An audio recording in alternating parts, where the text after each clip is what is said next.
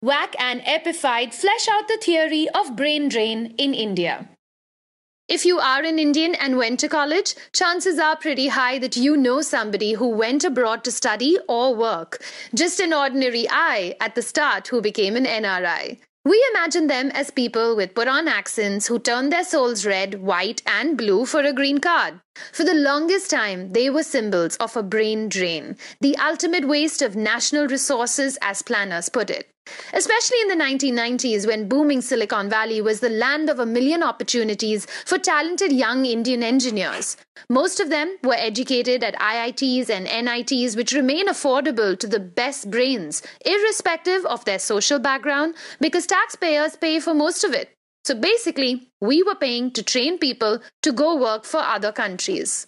In fact, Nandan Nilekani's awesome book Imagining India estimates that 1 in 5 IT graduates left India during this period. It was almost as if they were too good for India's newly liberalized economy. We couldn't give them the awesome jobs that they wanted or pay them all the money that they could make abroad.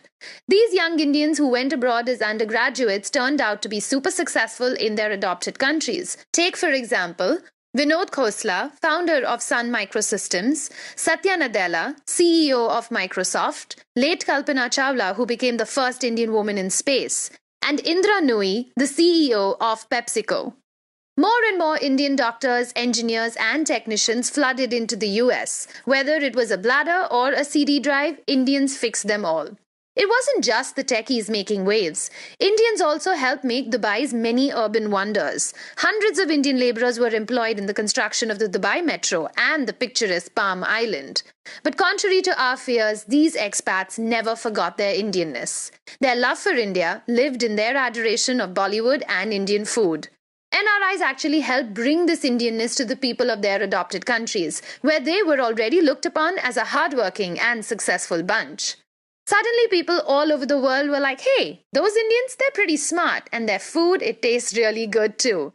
The initial burst of Indians in Silicon Valley made the high-tech giants want more of these sweet Indian tech skills. So they set up centers in Bangalore, Hyderabad, Pune, forming tech hubs which have since become centers of innovation.